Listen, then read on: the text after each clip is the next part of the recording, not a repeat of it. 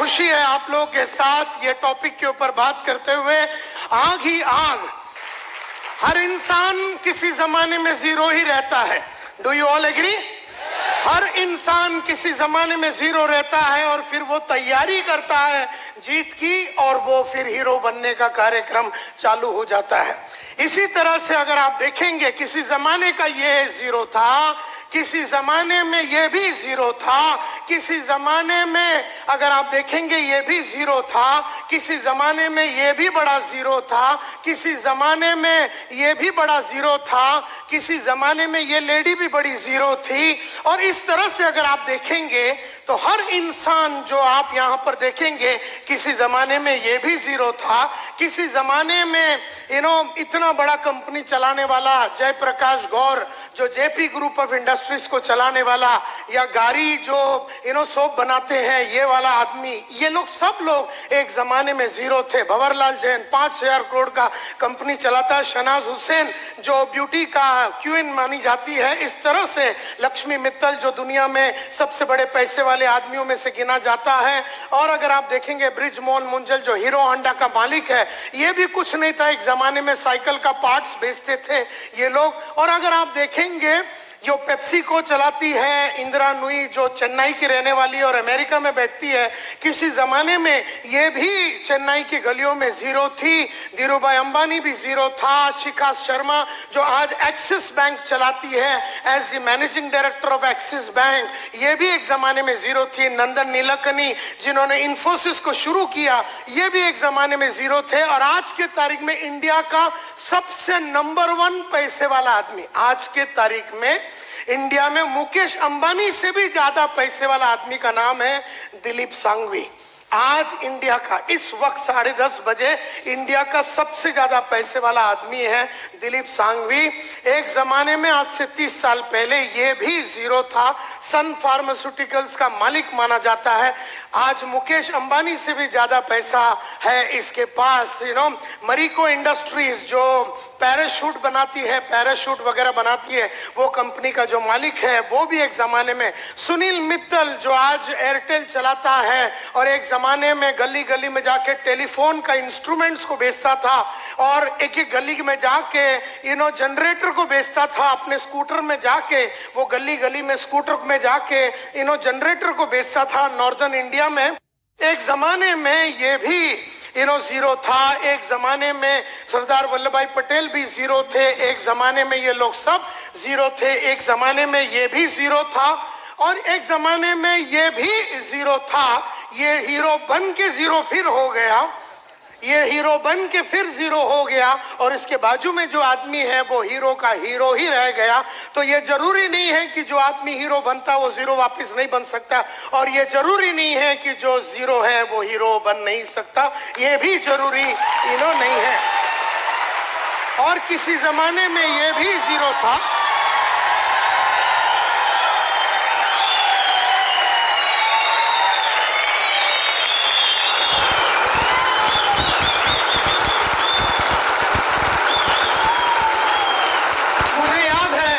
मुझे याद है मैं साहब को मिला था, मोहम्मद माजिद साहब को मिला था 2007 में केरला में।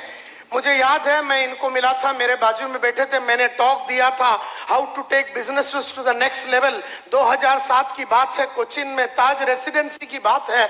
उस जमाने में मैंने एक बहुत बड़ा शो किया था और उसके बाद इनको भी बुलाया गया था, तभी मैं इनसे मुलाकात की थी। 2007 की बात है, जनवरी 12 की बात है। तो ये इंसान को मैं तब से जानता हूं, तो आपको इस कंपनी में विश्वास न करने का कारण ही नहीं है।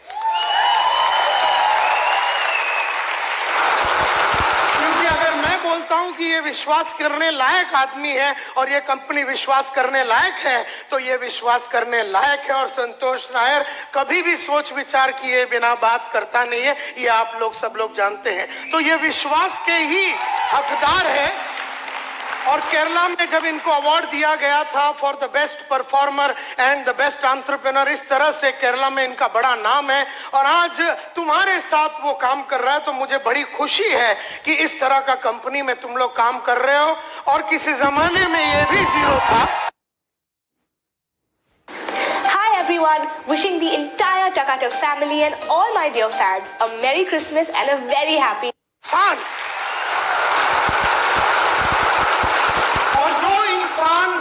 जो इंसान इस तरह से आग में खेलता है, जो इंसान इस तरह से अपने आप को तैयार करता है, वही इंसान सक्सेसफुल होता है, वही इंसान सक्सेसफुल होता है। और मैं अगर अपनी कहानी शुरू करूं और ये बताऊं तो आज से कई साल पहले की बात है। 1983 में मैंने अपना करियर चालू किया as a door to door salesman. लेकिन उसके पहले मैं रोज सुबह उठता था, सुबह जाके मैं न्यूज़पेपर डालता था। न्यूज़पेपर डालने के बाद चीरा बाजार, न्यूज़पेपर मैं लोखंडवाला के गलियों में डालता था। उसके बाद मैं चीरा बाजार में चरनी रोड में जाके अपना कॉलेज, हिंदुजा कॉलेज में जाता था। दोपहर को मैं चीरा बाजार में अकाउंटेंट का नौकरी करता था और रात को मैं ट्यूशन लेता था। इस तरह से गरीब मेरी जिंदगी बीत रही थी। गरीबी से मुझे प्यार हो चुका था। सोच मेरी छोटी थी, काम करने का तरीका मेरा छोटा था। ट्रेनों में ट्रैवल करता था, सेम शर्ट 4 दिन पहनता था, एक ही चप्पल कई सालों तक। इस तरह का छोटा जिंदगी में बिता रहा था। ये 1983 की बात है। रात चलते चलते एक दिन मेरा दोस्त जो स्कूल में मेरे साथ पढ़ता था, स्वामीनाथन अय्यर, मुझसे मिला और पूछा तू करता क्या? मैं बोला रोज सुबह जाता हूँ, न्यूज़पेपर डालता हूँ, उसके बाद कॉलेज जाता हूँ, उसके बाद दोपहर को अकाउंटेंट की नौकरी करता हूँ, रात को ट्यूशन लेता हूँ। तब अय्यर ने मेरे चेहरे पे देख के बोला, संतोष नायर, एक जमाने में तू बोलता था तू बहुत बड़ा आदमी बनेगा, तू हीरो बनेगा, तू बहुत बड़ा आदमी बनेगा, लेकिन तेरी हरकतें जो तू कर रहा है, जैसे न्यूज़पेपर का धंधा कर रहा है, अपना गली का कुलकर्णी पिछले 35 साल से न्यूज़पेपर का धंधा कर रहा है। 35 साल में साइकिल में था और मैक्सिमम स्कूटर में आया। न्यूज़पेपर का धंधा करके कोई भी इंसान बड़ा नहीं हुआ, ऐसा अय्यर ने मुझसे कहा। 2 वक्त की रोटी तेरे को मिल जाएगा, लेकिन जिंदगी में तू बड़ा काम नहीं कर पाएगा। और जो तू अकाउंटेंट का नौकरी कर रहा है, कितना पगार है तेरा? आज 400 रुपए, अगले साल वो 500 हो जाएगा, अगले साल वो 600 हो जाएगा, अगले साल वो 700 हो जाएगा। आज से 15 साल के बाद जब तेरी उम्र 35 की हो जाएगी तो तेरा इनकम विल बी 10,000, 12,000, 14,000। किस तरह का तू शादी करेगा? क्या तेरे बच्चे होंगे? कौन से स्कूल में जाएंगे? उनके सपने कभी पूरा नहीं होगा। जिस तरीके से तू गरीब रहा, जिस तरीके से तेरे सपने कभी पूरे नहीं हुए, जिस तरीके से तेरे बाप ने तेरे को वो सब नहीं दिया जो तेरे को चाहिए था ताकि तू बड़ा इंसान बन सके, ये जो तू काम कर रहा अकाउंटेंट का, इससे तू बड़ा आदमी बन नहीं सकेगा। और रात को जो तू एक ट्यूशन लेता है उसमें 100 रुपए मिलता है, 2 ले ले 200 मिलेगा, 3 ले ले 300। ये गरीब सोच तेरी बदलेगी कब? और ये गरीबों जैसी हरकतें तेरी जो दिन बदलेगा, वो दिन तू हीरो बनेगा, वो दिन तू काम उस तरह का करेगा। क्योंकि जो अकाउंटेंट होता है ना, वो कभी अपने आप को पॉलिश नहीं करता। जो स्कूल का टीचर होता है ना, वो कभी अपने आप को पॉलिश नहीं करता। जो एक बैंक में काम करने वाला साधारण कैशियर, वो सुबह जाता है 9:30 बजे, शाम को वापस आता है, वो ना कभी अपने कपड़ों में, चाल में, ढाल में, विचार में, सोच में, तरीके में, विश्वास में, कॉन्फिडेंस में, कौशल्य में, नॉलेज में किसी तरह का वृद्धि नहीं करता। और इसीलिए वो साधारण था, वो साधारण है और वो मरेगा साधारण ही। इसलिए माय डियर फ्रेंड्स, इसलिए जरूरी है कि आदमी अपने आप को तैयार करे। जीतना हर आदमी का गेम है, लेकिन हर आदमी अपने आप को तैयार नहीं करता। जब स्वामीनाथन अय्यर ने मुझसे पूछा और कहा कि तू लाइफ में बड़ा आदमी नहीं बनेगा, तब मैंने अय्यर से पूछा, यार तू डरा मत, मेरे को बता करना क्या है। तब उसने कहा, जिंदगी बनानी है, नाम कमानी है, इज्जत कमानी है, शोहरत कमानी है, और अपनी चाहतों के हिसाब से अगर जिंदगी जीनी है, अपनी चाहतों के हिसाब से जिंदगी जीनी है, जरूरतों के हिसाब से नहीं। अपनी चाहतों के हिसाब से अगर तेरे को जिंदगी जीनी है, चाहतों के हिसाब से मतलब आज अपने को चाहा था स्कोडा लेने का, अपने स्कोडा लिया। आज अपनी चाहत मर्सिडीज का, अपने मर्सिडीज लिया। Don't have time to read the newspaper? Don't worry. Download InShots to read short news. लेकिन जरूरत के हिसाब से देखा जाए तो वेस्टर्न रेलवे जिंदाबाद। जरूरतों के हिसाब से देखा जाए तो 1 बेडरूम हॉल किचन में कार हो सकता है। जरूरतों के हिसाब से देखा जाए तो अपनी चाल में सकती है। जरूरतों के हिसाब से देखा जाए तो अपन अपने स्कूल में अपने बच्चे लोगों को म्युनिसिपैलिटी स्कूल में डाल दिया तो उसकी जो जरूरत थी नॉर्मल एजुकेशन का, वो पूरा हो गया। लेकिन अगर आपकी बेटी की चाहत अमेरिका में जाके एक डिजाइनर बनने का और उसके लिए 1 करोड़ 9 लाख रुपया लगने वाला है, तो वो बात चाहत की है, वो जरूरत की नहीं है। और उसने जब मुझसे कहा, स्वामीनाथन अय्यर ने, कि तुझे चाहतों के हिसाब से अगर अपनी जिंदगी जीनी है, जरूरतों के हिसाब से तड़प तड़प के अगर नहीं जीनी है, तो एक ही प्रोफेशन है, एक ही धंधा है, एक ही काम है, एक ही औहदा है, एक ही चीज है जो तू कर सकता है, एक ही प्रोफेशन है, एक ही काम है जिसमें अगर तू घुस गया तो तू मालामाल बनेगा। तो मैंने पूछा उससे क्या, तो उसने कहा सेल्स। ऐसे कहा sales.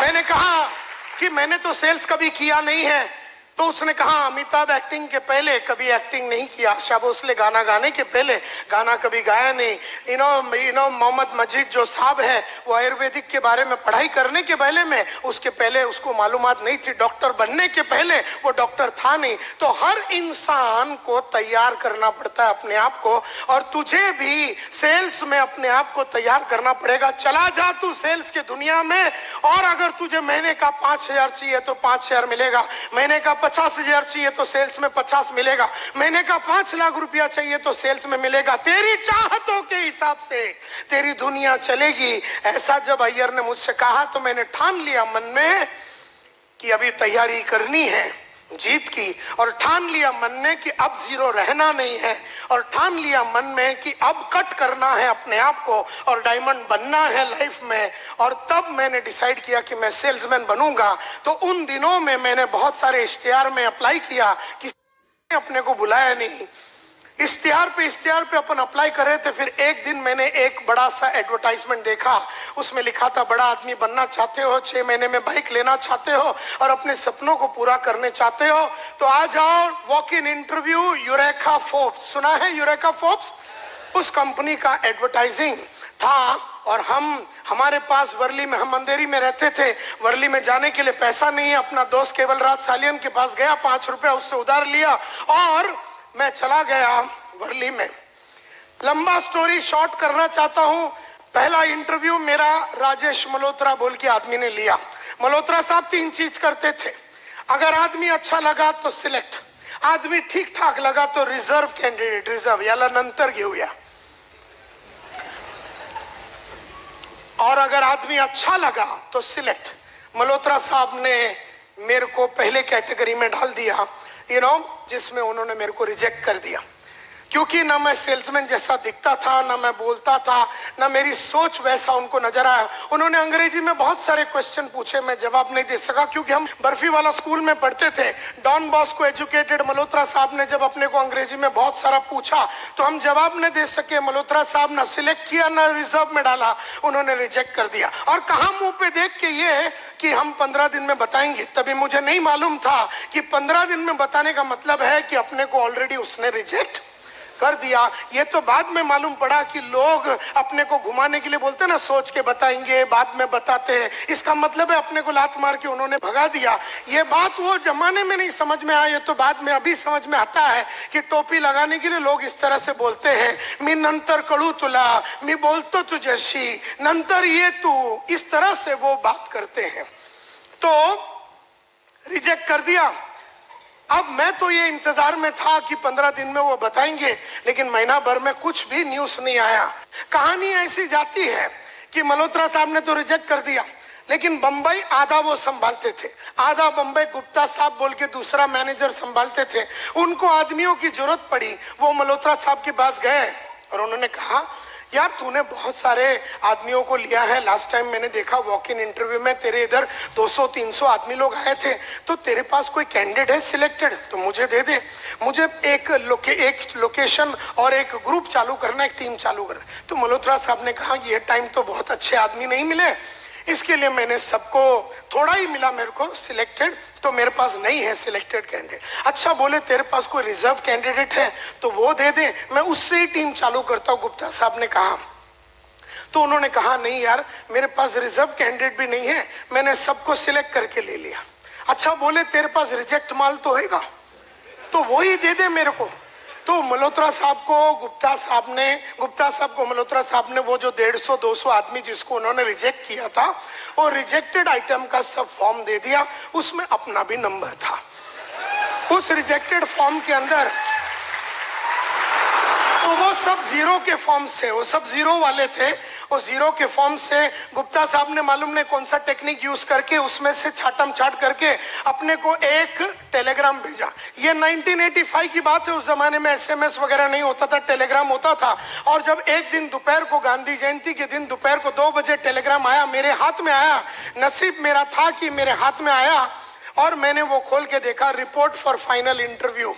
Report for final interview, you know, ऐसा करके उसमें लिखा था 3 तारीख अक्टूबर को आ जाओ, सुबह 9:30 बजे फाइनल इंटरव्यू है। मैंने किसी को बताया नहीं, भाग भाग के गया अगले दिन वहां पर और उनके पास जाके इंटरव्यू दिया। उन्होंने कहा क्या करना चाहोगे? ऐसे सर आप बताइए, आप जैसा बोलेंगे वैसा करेंगे। आप बोलेंगे चर्च गेट में रोज सुबह चड्डी सर पे पहन के खड़े रहने से पैसा मिलता है, तो मैं एक रात पहले से ही खड़ा हो जाऊंगा। आप मेरे को बताओ करने का क्या है?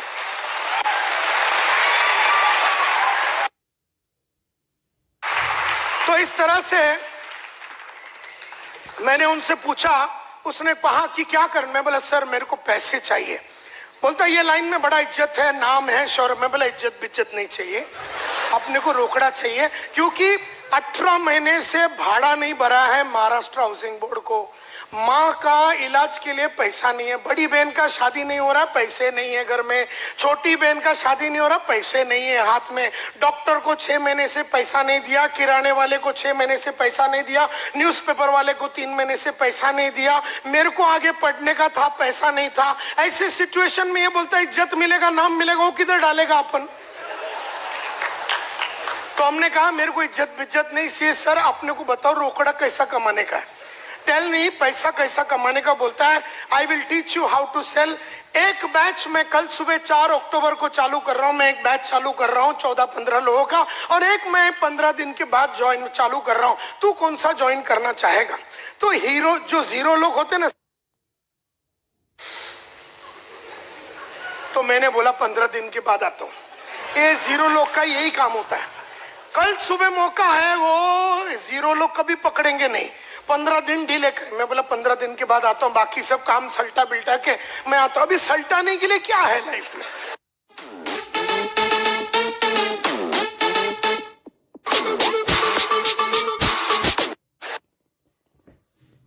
कुछ भी है नहीं, आठाना है नहीं तेरे जेब में, क्या सल्टाएगा तू? फिर जीरो लोग ऐसे बात करते हैं, मैं सल्टा के आता हूँ जैसे कि अंबानी की औलाद है, बहुत कुछ सल्टा के आने का है, इधर कुछ है नहीं।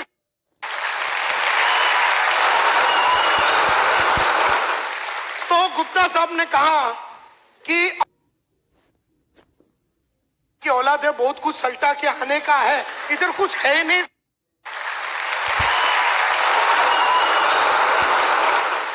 तो गुप्ता साहब ने कहा कि अगर तू कल सुबह ज्वाइन करता है तो तेरे को लाइफ में 15 दिन का एडवांटेज रहेगा। जिंदगी में तू हमेशा 15 दिन आगे रहेगा। 15 दिन में तेरे को मार्केट के बारे में खबर मिल जाएगा, 15 दिन में प्रोडक्ट के बारे में समझ आ जाएगा, 15 दिन में सेल्स के बारे में समझ आएगा, 15 दिन में तेरा नॉलेज बहुत बढ़ जाएगा। ये बात जीरो को समझ में आया। इसका मतलब है कि अंदर हीरो बनने की चाहत थी अपने में, तभी वो समझ में आया। क्योंकि कई लोग जो जीरो है ना, उनको कुछ भी अच्छा बोले दिमाग में बात जाता ही नहीं। मतलब क्या है, पैदाइशी जीरो है, स्ट्रक्चरल डिफेक्ट है और वो जीरो ही रहेगा। देयरफॉर जीरो वही आदमी रहता है जो वातावरण से आया हुआ इंफॉर्मेशन, वातावरण से गुप्ता साहब ने जब इंफॉर्मेशन दे रहा है कि भैया हीरो बनने के लिए ये कलाकारी मैं सिखाऊंगा, कल सुबह आता है क्या, तो पकड़ लिया मैंने वो अपॉर्चुनिटी और कहा कि यस सर कल से आता हूं। तो वहां से अपना जो हीरो बनने का कार्यक्रम शुरू हुआ। आज उस बात को 30 साल हो गए, मैंने मुड़ के पीछे कभी देखा नहीं है। हीरो उस जमाने में यूरेका फोर्ब्स में आदमी 4 वैक्यूम क्लीनर बेचता था महीने का एवरेज। 3,500 सेल्समैन होते थे हमारे कंपनी में, और 3,500 सेल्समैन का एवरेज निकालेगा तो वैक्यूम क्लीनर जो साफ सफाई करने का जो मशीन है उसमें एवरेज 4 का बिकता था।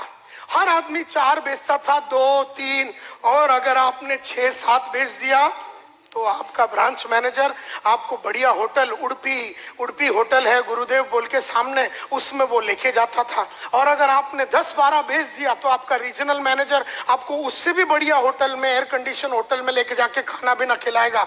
और अगर आपने 12 या 14 बेचा तो आपका कंपनी का मैनेजिंग डायरेक्टर, हमारा कंपनी का मैनेजिंग डायरेक्टर अखिल मार्फतिया, अपना स्टैंडर्ड 2000 रोवर कार, जो उस जमाने में सबसे महंगा गाड़ी होता था, उसमें आता था और ज्वेल ऑफ इंडिया बोल के एक रेस्टोरेंट है वर्ली में, वहां लेके जाता था। तुमको बियर चाहिए, चिकन चाहिए, जो भी चाहिए खिलाएगा, और बदन का कोई भी पार्ट पे चुम्मा लगाने को रेडी था। अगर तुमने 14 बेचा और मार्फतिया साहब को बोला इधर चुम्मा लगाओ, तो वो तेरे कुंडी में चुम्मा लगाएगा, क्योंकि उसको सेल्समैनों से बहुत प्यार था। उसको लगता था कि जो 14-15 बेचता है वो बापू है, बापू। और वो जमाने में अपना 5 दिन का ट्रेनिंग हुआ, 4 अक्टूबर को ज्वाइन किया, 11 अक्टूबर को ग्रैंड रोड बाजार में अपन उतरा। You know, my territory was red light area. मेरे को मेरे बॉस ने बोला उधर जा। मैं बोला सर उधर कैसा माल बेचेंगे, वैक्यूम क्लीनर। बोलता उधर बहुत पोटेंशियल है। तो मेरे को लगा कि गुप्ता साहब जाते होंगे तो उनको पोटेंशियल के बारे में ज्यादा मालूम है, तो मैंने मन में ठान लिया कि मैं उधर ही बेचेगा। लेडीज एंड जेंटलमैन, मुझे खुशी है कि 20 दिन में मार्केट में था वो एरिया के अंदर 26 वैक्यूम क्लीनर बेचा मैंने पहले महीने में। तो सबको लगा कि फ्लूक में हुआ, मेरे को भी लगा फ्लूक में हुआ। कभी कभी अपन डायमंड भी फ्लूक में बन जाते, अपने को पता ही नहीं चला बना कैसे, लेकिन बन गए। तो इसी तरह से 26 बिका ऐसे फ्लुक में। ऐसा मुझे भी लगा, दुनिया को लगा, लेकिन फ्लुक नहीं था, क्योंकि अगले महीने में मैंने 32 बेचा, उसके अगले महीने में मैंने 33 बेचा, उसके अगले महीने में मैंने 36 बेचा, उसके अगले महीने में 37 बेचा, उसके अगले महीने में 39 बेचा, उसके महीने में 41 बेचा, उसके अगले महीने में 43 बेचा। लेकिन मैंने जीवन में पिछले महीने से कम कभी नहीं बेचा, कभी नहीं बेचा। तो उन्होंने मेरे को इंडिया का नंबर 1 सेल्समैन बन गया, इंडिया का रातों रात नंबर 1 सेल्समैन मैं बन गया। तो उन्होंने मेरे को ग्रुप लीडर बना दिया, मेरे साथ 4 आदमी डाल दिया, इंडिया का नंबर 1 ग्रुप लीडर बना। तो उन्होंने 12 आदमी दे दिया एक ग्रुप लीडर के साथ, मैं इंडिया का नंबर 1 सेल्स सुपरवाइजर बना। तो उन्होंने फिर मेरे को ब्रांच मैनेजर बनाया, 29 आदमी दिए, मैं इंडिया का नंबर 1 ब्रांच मैनेजर बना। पहली बार इंडिया में 200 सेल एक ब्रांच ने हमने किया, पहली बार 300 सेल यूरेका फोर्ब्स में हमने किया, पहली बार 400 सेल एक ब्रांच ने हमने किया, पहली बार 500 सेल एक ब्रांच में हमने किया। हमारा काम ही था रिकॉर्डें बनाना और रिकॉर्डों को तोड़ना। इस तरह से हमने अपना जीवन को चालू किया। और फिर हम डिप्टी डिविजनल सेल्स मैनेजर बने, डिविजनल सेल्स मैनेजर बने, एरिया सेल्स मैनेजर बने, रीजनल सेल्स मैनेजर बने। और फिर उसके बाद सीज फायर बोल के फायर एक्सटिंग्विशर कंपनी, लाल कलर का जो फायर एक्सटिंग्विशर है, उस कंपनी में डीजीएम बने और जनरल मैनेजर बने। और फिर उसके बाद एक ट्रेनिंग कंपनी टीम प्रोडक्टिविटी बोल के कंपनी में वाइस प्रेसिडेंट बने और वहां का हम डायरेक्टर बने। और 15 साल पहले हमने स्मार्ट बोल के ये ट्रेनिंग कंपनी शुरू की, जो इंडिया का जाना माना ट्रेनिंग कंपनी, हिंदुस्तान यूनिलीवर होवे, कोको कोला होवे, प्रॉक्टर एंड गैम्बल होवे, फोर्ड होवे, हुंडई होवे, महिंद्रा एंड महिंद्रा होवे, एशियन पेंट्स होवे, दुनिया की बेहतरीन कंपनियों को ट्रेन करने के बाद आज से करीबन 8-9 साल पहले हमने कहा कि अब ये बड़े कंपनियों को छोड़ देंगे और small medium nano micro enterprises, जो छोटे धंधे वाले 10 करोड़ 100 करोड़ 25 करोड़ 50 करोड़ ऐसे लोगों के साथ काम करेंगे। और आज हम लोग का कंपनी पूरा छोटे और मीडियम एंटरप्राइजेस के धंधे वालों के लिए काम करती है। इस तरह से एक भयंकर 120 जन का कंपनी को हमने बनाया। मुझे याद है मेरा पहला घड़ी था हेनरी सैंडोज एंड फिल्स, पहला घड़ी था मेरा हेनरी सैंडोज एंड फिल्स। 25वां हैंड है मेरे ख्याल से, जो मेरे बाप ने मेरे को गिफ्ट दिया था, सेकंड हैंड भी नहीं था वो, 25वां हैंड था।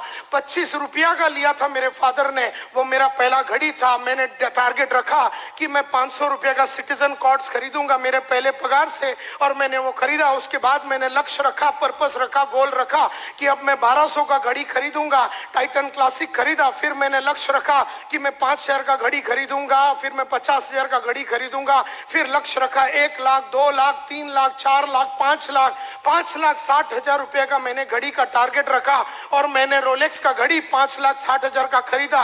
मुझे याद है मेरा जो पहला पेन होता था वो 2 रुपए का शार्प का पेन होता था, जो वेस्टर्न रेलवे में अपन ट्रेन में जब जाते हैं तो वो बेचने के लिए आदमी आता है। तब मैंने टारगेट रखा कि मैं विल्सन का पेन रखूंगा 40 रुपया का, 40 रुपए का विल्सन का पेन रखता था।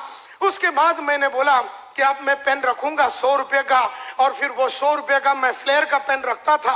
उसके बाद 400 रुपए का शेफर का पेन रखता था, 1000 रुपए का सिल्वर क्रॉस पेन रखता था, 2000 का गोल्ड क्रॉस पेन रखता था, 25,000 का मॉन्ट ब्लैंक रखता था। आज 3 लाख रुपए का 3 लाख रुपए का अपन पेन अपने इधर जेब में लगा के घूमते हैं। मुझे याद है माय डियर फ्रेंड्स,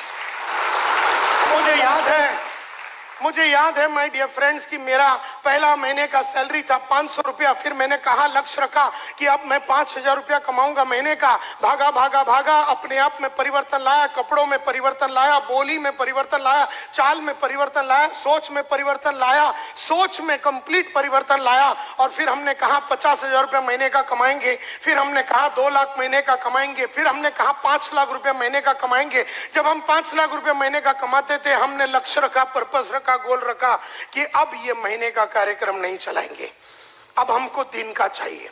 तो दिन का हमने टारगेट रखा कि हम 3,000 रुपया कमाएंगे, फिर दिन का 10,000 रुपया कमाएंगे, दिन का 4 लाख कमाएंगे, दिन का 5 लाख कमाएंगे, दिन का 7 लाख रुपया। जब दिन का 7 लाख रुपया कमाते थे तो हमने कहा अब ये इस तरह का गरीब जिंदगी हम जी नहीं सकते। दिन में खाली 7 लाख रुपया कमा के कैसा आदमी जिएगा दिन में? तो हमने कहा अब ये दिन का कार्यक्रम नहीं, अभी अपने को घंटे का चाहिए। तो हमने घंटे का फिर रखा 10,000 रुपया, फिर घंटे का 20,000 रुपया, फिर घंटे का 3 लाख रुपया। इस तरह से हमने अपना जीवन को बिताया। जैसे जैसे पैसा ज्यादा कमाने का था, हमने अपना नॉलेज को बढ़ाया, अपने नॉलेज को बढ़ाया, कई किताबें पढ़ी, ऑडियो देखे, वीडियो देखे, नॉलेज को कंप्लीटली बदला। और फिर उसके बाद एटीट्यूड्स में बदलाव लाया और बहुत सारे 5 लाख रुपया पर घंटे के लिए कमाने के लिए जो स्किल्स लगता है, कौशल्य लगता है, सेलिंग स्किल्स लगता है, नेगोशिएशन स्किल्स लगता है, प्रेजेंटेशन स्किल लगता है, लीडरशिप स्किल लगता है, चेंज मैनेजमेंट स्किल्स लगता है, इंटरव्यूइंग स्किल्स लगता है, बहुत कौशल्य लगता है कमाने के लिए। देयरफॉर बहुत सारे अलग अलग कौशल्य डेवलप किया। और फिर अगर आपको बहुत सारा कमाना है और आगे बढ़ना है तो आदतें बदलनी पड़ेंगी। तो आदतों में बहुत परिवर्तन लाया, बहुत ज्यादा परिवर्तन लाया। सुबह उठने की आदत, टीवी ना देखने की आदत, और पढ़ाई करने की आदत, झूठ ना बोलने की आदत, आधा महीने में पूरा महीने का काम करने का आदत, टाइम वेस्ट ना करने की आदत, ऐसी बहुत सारी आदतें डाली। और therefore knowledge, attitude, skills, habits और स्ट्रेटजीज लगातार अपने क्लाइंट्स को बदलता रहा। एक जमाने में जो क्लाइंट मेरे को 20,000 रुपया देता था तो उसके सामने खड़े रह के डांस करता था। जब देखा कि ये 50,000 नहीं दे सकता और 50,000 के लिए दूसरे हायर लेवल के क्लाइंट चाहिए, तो स्ट्रेटेजी ऐसा निकाला कि क्लाइंट्स को बदल दिए। लगातार हर 2 साल में अपने क्लाइंट्स को बदलता रहा, क्योंकि जो आज 20,000 देता है कल वो 2 लाख नहीं दे पाएगा। एंड देयरफॉर आज जो 20,000 रुपया देता है 2 साल के बाद उसको मैं छोड़ देता हूं और उसको पकड़ता हूं जो 50,000 रुपया आज दे सकता है। और जब अपने को 1 लाख रुपया चाहिए तो उसको छोड़ देता हूं, और जब अपने को 2 लाख चाहिए तो फिर इसको छोड़ देता हूं। जैसे जैसे अपने को अगले लेवल पे जाना है तो वो पुराना नॉलेज को छोड़ देना पड़ेगा, पुराने एटीट्यूड्स को छोड़ देना पड़ेगा, पुराने आदतों को छोड़ देना पड़ेगा, पुराने कौशल्यों को छोड़ देना पड़ेगा, पुराने स्ट्रेटजीज को छोड़ देना पड़ेगा। हम में से कईयों का प्रॉब्लम यह है कि हमारी नॉलेज, एटीट्यूड, स्किल्स, हैबिट्स और स्ट्रेटजी सेम रही है और हमारी चाहत उसके आगे निकल गई। तो चाहत मेरी 5 लाख की है लेकिन हरकतें मेरी 20,000 वाली है। चाहत मेरी 5 लाख की है, कपड़े मेरे 20,000 वाले हैं। चाहत मेरी 5 लाख की है, सोच मेरा 20,000 का है। चाहत मेरी 5 लाख की है, कौशल्य मेरी 20,000 की है। चाहत मेरी 5 लाख की है, आदतें मेरी 20,000 वाली है। तो आदतें 20,000, चाहत 5 लाख। कैसा मैच होएगा?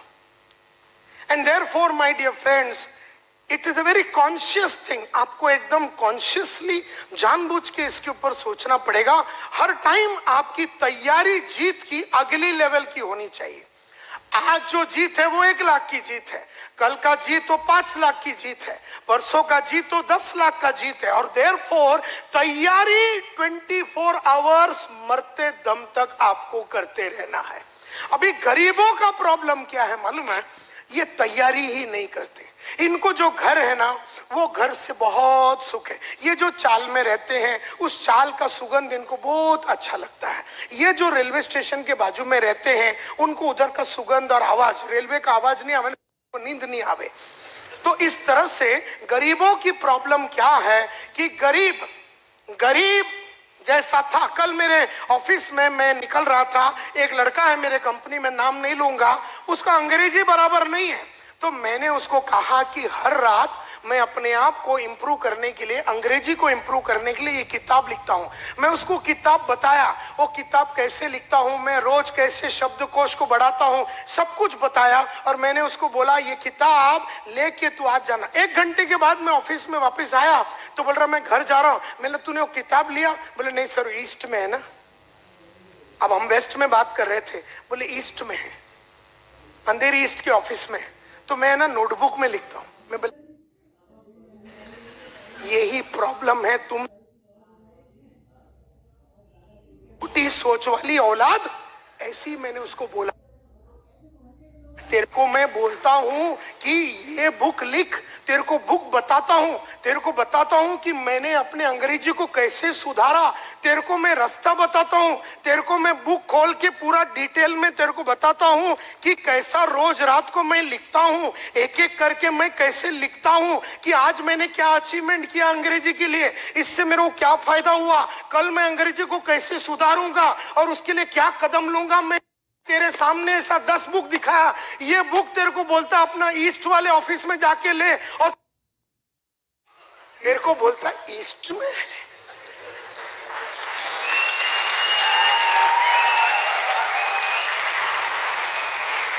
यही बात करने के लिए मैं 3 लाख रुपया लेता हूं तेरे को फ्री में, तू हमारे कंपनी में काम करता, तो बोलता मैं नोटबुक में लिखूंगा।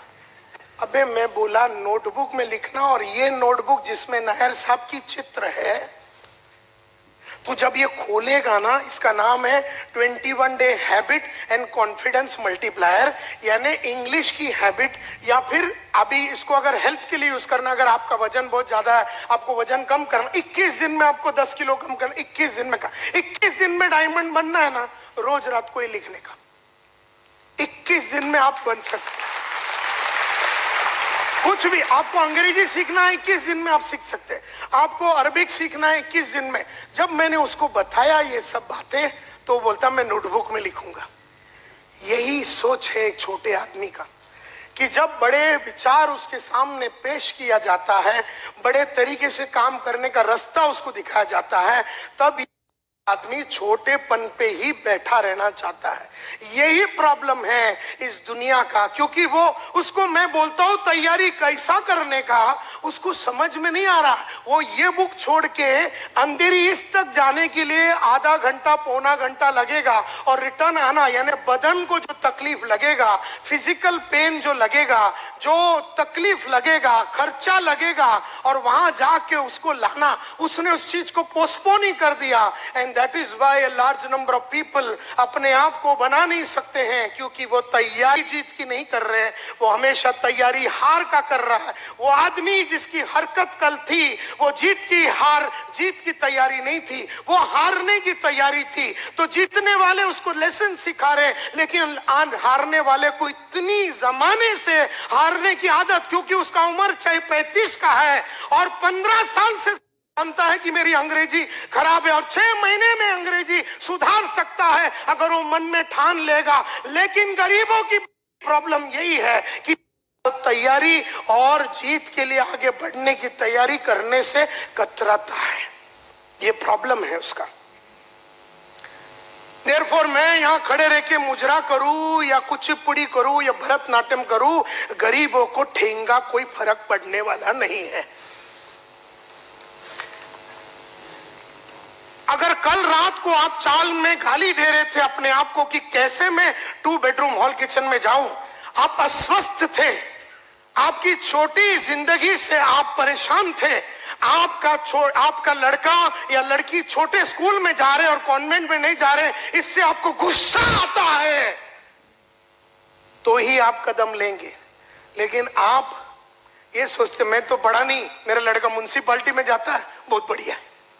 हमने अपने बॉस के सामने अपने आप को निछावर किया और बोले सर आप बताओ ये बदन से क्या होना चाहिए, ये मन से क्या होना चाहिए, ये बॉडी से क्या होना चाहिए। उन्होंने कहा कि ये चीजें अगर आप करेंगे तो आप सक्सेसफुल होंगे। ऐसे अनकंडीशनली अपने आप को सरेंडर किया, ऐसे अनकंडीशनली अपने आप को सरेंडर किया अपने बॉस लोग के सामने, अपने अपलाइन के सामने, अपने कलीग्स के सामने। जो बोला गया है, जैसा बोला गया है, हजारों किताबें पढ़ी, किताबों में जो लिखा है, हजारों सीढ़ियां सुनी, जो सीढ़ी में लिखा हुआ है, बोला हुआ है, वैसे का वैसा पॉइंट टू पॉइंट डिक्टो वो मैंने किया। अपना दिमाग कभी मैंने नहीं लगाया। तो आज अगर मैं आप लोगों को कुछ बोलता हूं कि क्या करना है, आप अपना दिमाग मत लगाओ, आप बस वो करो जो मैं आपको बोल रहा हूं। लेकिन मुद्दा ये है माय डियर फ्रेंड्स, और ये इस तरह से जब आप आदमी करेगा तो ये कहा जाता है कि वो आग में आज भी तप रहा है। हर दिन मैं 1 घंटा रीडिंग करता हूं, हर दिन मैं रोज रात को ऐसे 3 किताबें लिखता हूं जो मेरे 1 से सवा घंटा ले लेता है। इस तरह से मैं जो चीजें करता हूं, 1 से सवा घंटा रोज मैं जीत की तैयारी करते हूं। और जबकि मेरा कमाई दिन का 5-1 लाख रुपया है, तब मैं सवा घंटा रोज रात को ऐसी किताबें लिखता हूं। तो समझ लो कि तुम्हें कितना तैयारी करना पड़ेगा, कितना एफर्ट डालना पड़ेगा। आज हम ये स्टेज पे आ गए हैं, फिर भी हमने पढ़ाई लिखाई को बंद करने से इनकार किया। हम कभी ये मानते ही नहीं है कि माझ्याकडे काही आहे आणि मला काही कळतं। अपने कुछ नहीं आता है, अपन एकदम सिंपल आदमी है, अपने को जमाने के बारे में कुछ नहीं मालूम है। रोज रात को पढ़ता हूं, रोज रात को अपने आप को अपग्रेड करता हूं, और इसीलिए 30 साल से रेगुलरली सक्सेस मिला। कईयों को 1 साल सक्सेस मिलता है, फिर नीचे चला जाता है, फिर 6 महीना गायब रहता है, फिर थोड़ा सक्सेस मिलता है, फिर वो नीचे चला जाता है, फिर थोड़ा मिलता है, फिर वो गांव चला जाता है, फिर नीचे चला जाता है। इस तरह से लाइफ बढ़ता नहीं है, इस तरह से लाइफ बनता नहीं है। तो माय डियर फ्रेंड्स,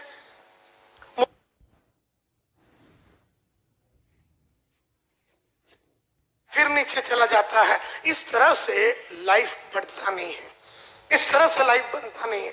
तो माय डियर फ्रेंड्स, मुझसे लोग देयरफॉर पूछते हैं कि सर ये सभी लोग जो थे जिनके बारे में आपने कहा जो जीरो थे और हीरो बने कैसे, तो मैंने स्टडी किया उनके लाइफ को, मेरे लाइफ को, और दुनिया के बेहतरीन विश्वनाथन आनंद जो चेस प्लेयर है, दुनिया के बेहतरीन बैट्समैन, दुनिया के बेहतरीन एक्टर, इनके लाइफ को, दुनिया के बेहतरीन नेटवर्कर। मैं नेटवर्किंग इंडस्ट्री में 1989 में घुसा था। I was India first representative. 1988 में इंडिया का सबसे पहला रिप्रेजेंटेटिव था। डायरेक्ट सेल्स के लिए मेरे को भेजा गया बर्लिन में, जर्मनी में, वर्ल्ड डायरेक्ट सेल्स कांग्रेस में, जहां पर दुनिया की बेहतरीन वर्ल्ड कॉरपोरेशन का कॉन्फ्रेंस हुआ था।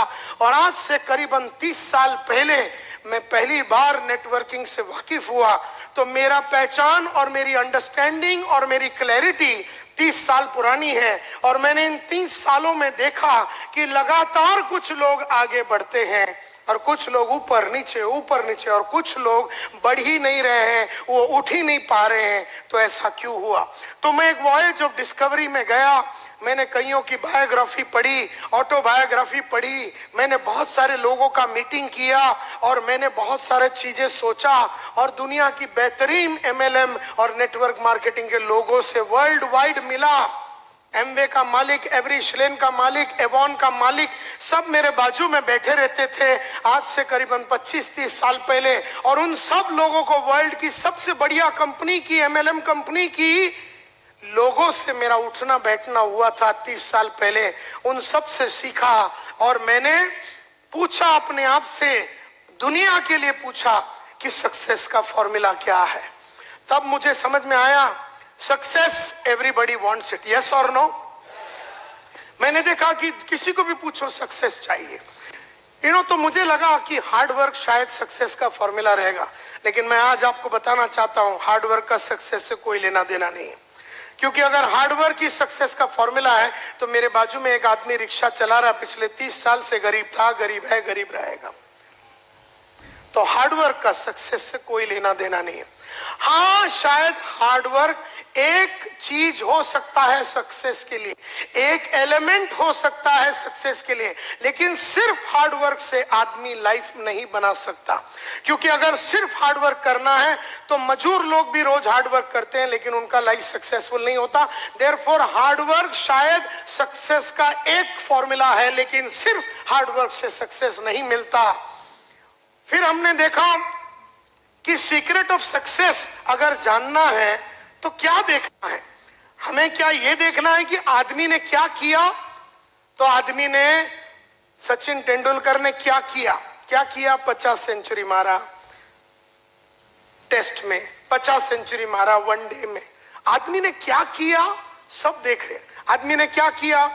मोहम्मद माजिद साहब 40,000 करोड़ के मालिक है, आज इतना फैक्ट्री है, ये है सेमी डायरेक्ट, इतना वर्ल्ड वाइड कॉरपोरेशन है।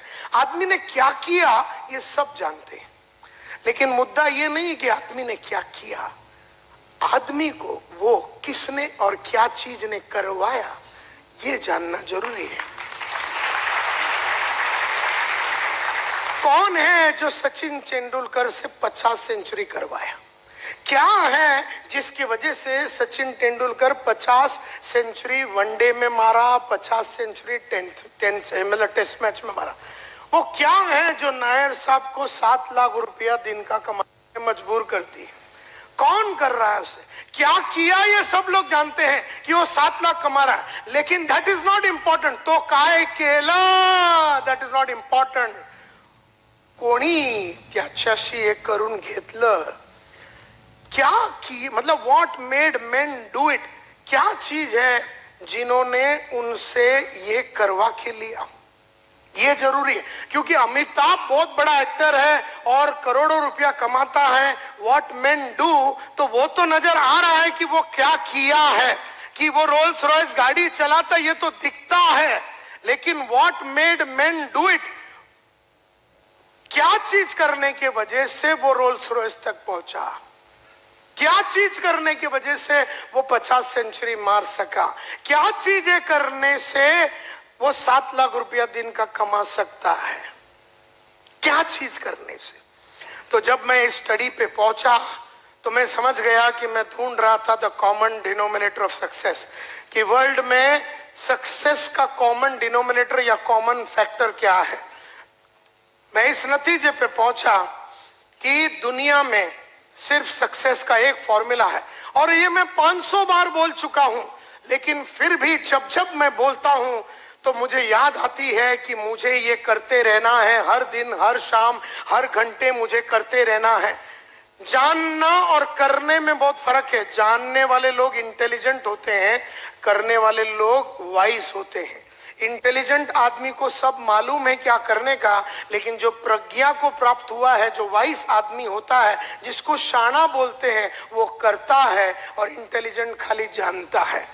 तो जानता सब आदमी है कि सुबह जल्दी उठना चाहिए, लेकिन करते सिर्फ वाइस आदमी लोग हैं। जानते सब आदमी है कि पढ़ना चाहिए है, लेकिन करते सिर्फ वो है जो प्रज्ञा को प्राप्त हुए, जो विजडम को प्राप्त हुए, जो जिंदगी में क्लैरिटी के साथ सोच सकते हैं। तो मैं ढूंढते ढूंढते एकमात्र फॉर्मूला पे आया कि सक्सेस का सिर्फ एक फॉर्मूला है। जैसे थोड़े देर पहले जब इधर खड़े रह के कमांडो साहब ने कहा कि रिकॉर्डिंग नहीं करना है, फिर भी मेरी नजरें उधर जा चुकी है जहां पर 3 आदमी ये रूम में रिकॉर्डिंग कर रहा है। अब उसको जानने में प्रॉब्लम नहीं है, वो जानता है लेकिन वो करता नहीं है। तो इसमें फर्क है। वो सस्ते में रिकॉर्डिंग करके लेने के चक्कर में है। वो सीडी नहीं खरीदेगा 1200 रुपए में, जो रास्ता सही है उस पे वो नहीं जाएगा, बेईमानी करेगा। तो ये जो रिकॉर्डिंग चालू है, जो भी कर रहा है वो बेईमान।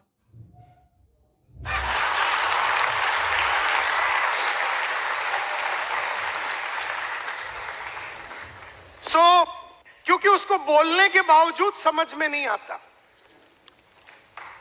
वो अनपढ़ गवार नहीं है, वो शाना समझता अपने आप को, लेकिन है वो गधा।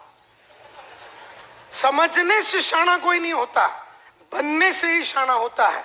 तो सक्सेस का एकमात्र फॉर्मूला है और वो है ये: The secret lies in the fact that successful people form the habit of doing things that failures don't like to do. बड़ा सिंपल है। सक्सेस का फॉर्मूला सिर्फ एक ही है, सक्सेस का फॉर्मूला सिर्फ एक ही है और वो ये है: the secret of success. Success का सीक्रेट कहां पर है? It is in the fact कि सक्सेसफुल लोगों ने वो करने की आदत डाली जो उन्हें अच्छा नहीं लगता।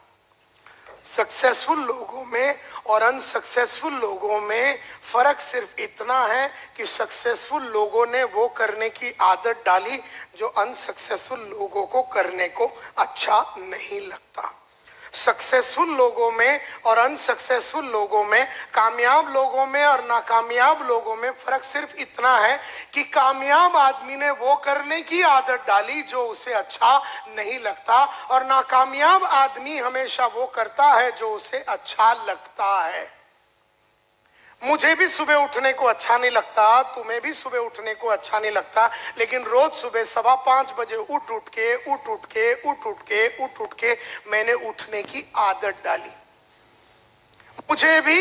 मुझे भी पढ़ने को रोज 1 घंटा सुबह पढ़ने को अच्छा नहीं लगता, तुम्हें भी रोज सुबह 1 घंटा पढ़ने को अच्छा नहीं लगता, लेकिन रोज सुबह मैंने 1 घंटा पढ़ पढ़ के मैंने पढ़ने की आदत डाली।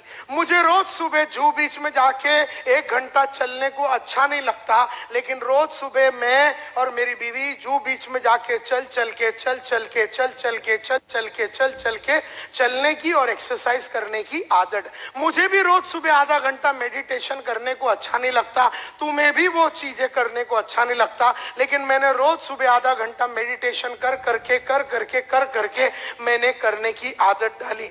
मुझे भी टीवी देखने को अच्छा लगता है, तुम्हें भी टीवी देखने को अच्छा लगता है, लेकिन मैंने नहीं देख के ना देखने की आदत डाली और तुम देख के